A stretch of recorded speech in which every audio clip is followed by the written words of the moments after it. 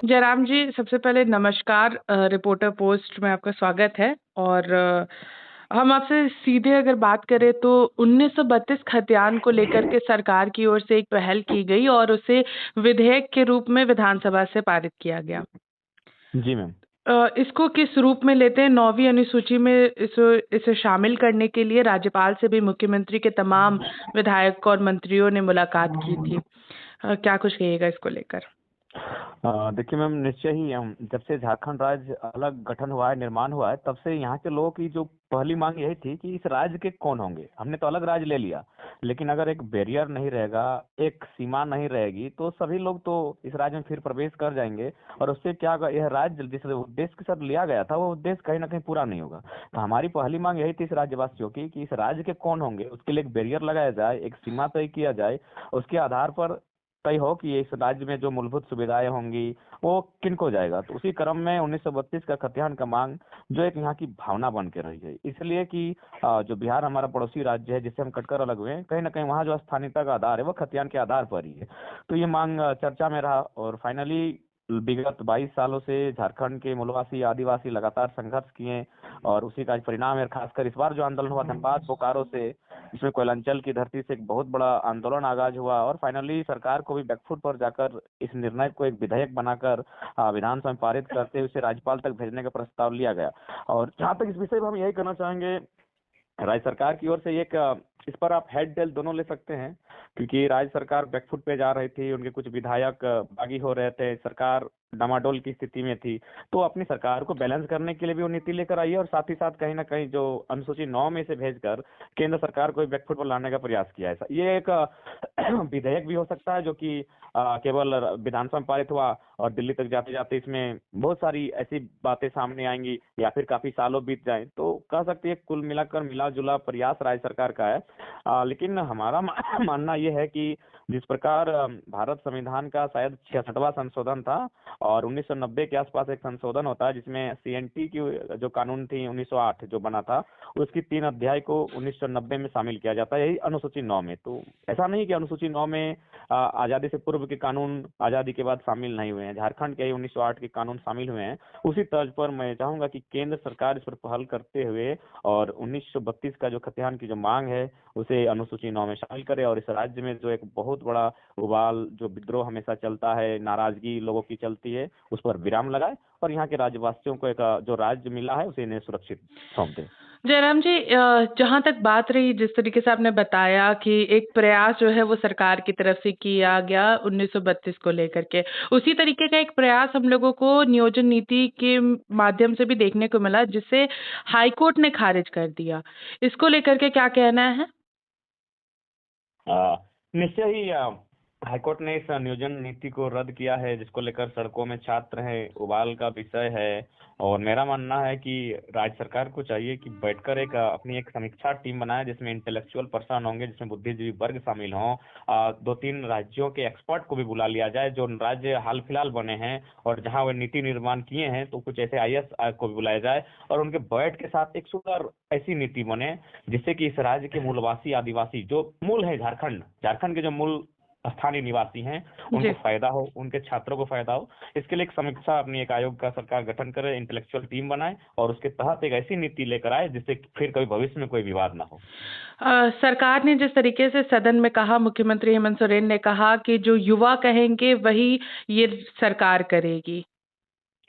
तो फिलहाल युवा यही चाहती है कि उनका उम्र पार हो रहा है, उनका गोल्डन एज समय जो है वो बीत रहा है। वो लगातार सालों से कोई हजारीबाग, कोई रांची, कोई बोकारो, कोई धनबाद के लॉज में रहकर, कोई रेलवे स्टेशन के यहाँ रहकर पढ़ाई कर रहा है और उनकी उम्र पार हो रही है, उनकी उम्र सीमा पार हो रही है, उनका बहुत पैसा खर्चा हो रहा है, उनको एक हताशा हासिल हो रही है। तो युवाओं की अगर सुनते हैं तो युवाओं की सुना जाए, राज्य के हित में नीति बने। और फिलहाल जो राज्य की मांग है वो है कि माने जो जातीय आवासीय को नेसेसरी किया जाए और जो जातीय आवासीय बने वो खतियान के आधार पर बने।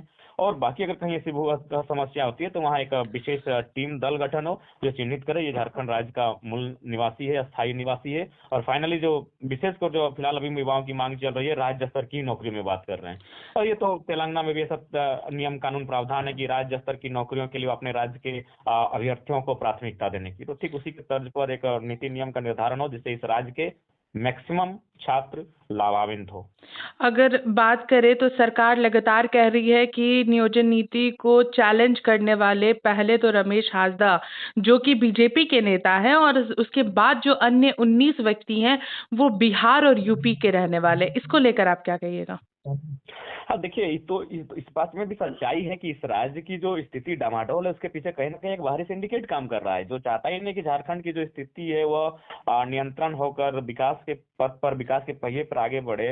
तो निश्चय ही, और इसीलिए हम लोग भी बार बार दलील देते हैं कि सभी राज्यों की अपनी पहचान है, तो बाहरी राज्य, विकसित राज्य जो है, उनके आने को, उनके आगमन को एक माने नियम के साथ नीति नियम बनाकर उसे रोकना ही पड़ेगा। अगर आप नहीं रोकते हैं, उनको भी अगर खुला छूट दिया जाएगा, तो इससे जाहिर सी बात है, तो चूंकि झारखंड एक ऐसा प्रदेश रहा है जिसका माने सांस्कृतिक प्रदेश रहा है, जंगल जमीन के साथ जुड़े लोग रहे हैं, भोले भाले लोग रहे हैं, अगर बैरियर नहीं लगता है तो जाहिर सी बात है बाहर राज्य के अभ्यर्थी यहाँ इनके अधिकार को छीनने का काम करेंगे। और जहां तक ये 10th और 12th की नीति है, जी। मुझे लगता है कि इस पर इसलिए भी यहाँ जाना था और संभावना थी, क्योंकि हमारे भी बहुत सारे जो माने हैं जो महाराष्ट्र में रहते हैं, उन्होंने भी अपना सर्टिफिकेट शो किया कि वो महाराष्ट्र से जाकर 10th और 12th किए हैं। तो ऐसी परिस्थिति में क्या होगा कि जो महाराष्ट्र में, वो झारखंड का ही है, लेकिन उस शख्स ने महाराष्ट्र से 10th 12th किया है, तो वो झारखंडी नहीं कहा जाएगा झारखंड सरकार के आंकड़ों के अनुसार, और महाराष्ट्र में उसको तो नौकरी मिलेगी नहीं। तो ऐसे में क्या होगा, वो बीच मंझार में फंस जाएगा। तो ऐसी परिस्थिति मुझे लगता है 10th और 12th ही कहीं ना कहीं जो नीति है नियोजन के लिए, वो कारगर सही नहीं है। तो चाहिए सरकार को कम समयों में,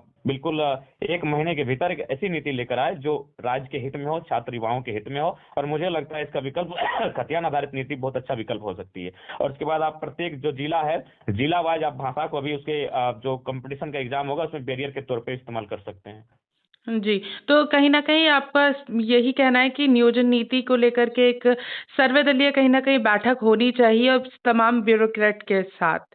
हाँ बिल्कुल, और हम तो यही चाहेंगे कि जो हमारे पड़ोसी राज्य हैं, खासकर जिन राज्यों ने हमारे हमसे बनने के बाद अपनी एक अच्छी नीति बनाई, खासकर हम तेलंगाना का देंगे उदाहरण, तो तेलंगाना की कुछ एक्सपर्ट्स को बुलाया जाए और कुछ बुद्धिजीवी वर्ग को, उनके जो समीक्षा के साथ जिन्होंने जो नीति को निर्धारण किया था, तो उन एक्सपर्ट को बुलाकर, अन्य जो राज्य है उनके एक्सपर्ट को बुलाकर, झारखंड में बहुत सारे जो इंटेलेक्चुअल टीम है उनको बुलाकर एक गहन चिंतन मंथन के साथ एक ऐसे रणनीति तैयार हो नियोजन नीति के लेकर, जो भविष्य में कभी उस पर संशय और सवाल खड़ा ना हो। और यहाँ के जो छात्र है, अब देखिए धीरे धीरे एजुकेशन को लेकर उनका जो फोकस होता था, कहीं ना कहीं वो डामाडोल की स्थिति में है। और जब देख ही रहे कि कोई वैकेंसी सामने फ्यूचर में नहीं है, तो फिर कहाँ तैयारी जाके क्यों करें, हॉस्टल में जाके क्यों रहें, इतना पैसा का खर्च क्यों करें। तो इस तरह नकारात्मक चीजें भी सामने आ रही है, बहुत बड़ी हताशा इस राज्य में देखने को मिल रही है, जिससे युवाओं में काफी आक्रोश है। तो चाहिए कि ये हमारा गोल्डन एज है, और क्योंकि नया राज्य है, 20 सालों का राज्य है, एक जवान राज्य है, 21 सालों में, 22 सालों में, तो गोल्डन एज है, एक गोल्डन एज कहीं ना कहीं जिसका लाभ लेना चाहिए था राज्य की उन्नति के लिए, जिस उम्र का,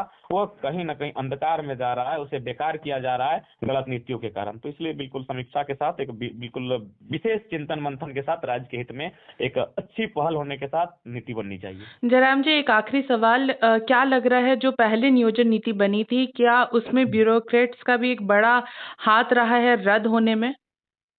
हाँ, मेरा मानना है, इसलिए मानना है क्योंकि आप अगर ब्यूरोक्रेट्स के रवैये को देखें हालिया कई सालों में, तो यह स्पष्ट है कि यहाँ जो हमारे सरकार में जो बैठे विधायिका के अंग हैं, उनसे कहीं ज्यादा इस राज्य को टेक ओवर ब्यूरोक्रेट्स कर रही है।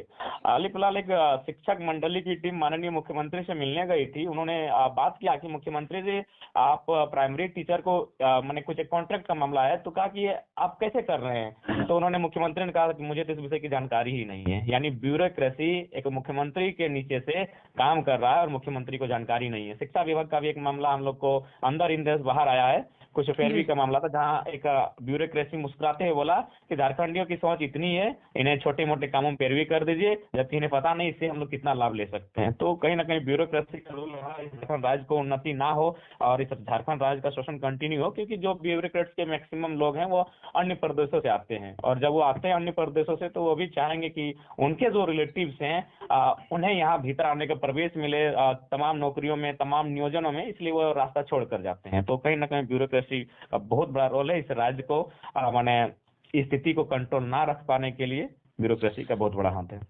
जी, बहुत-बहुत धन्यवाद हमारे साथ बात करने के लिए जयराम जी, शुक्रिया। धन्यवाद। लोकतंत्र के चौथे स्तंभ का कोटि कोटि आभार, जो हमारी इस आंदोलन को, झारखंड के जनमानस के मुद्दों को बहुत प्रमुखता के साथ आपने रखा है, इसके लिए आपका बहुत बहुत आभार, तहे दिल से।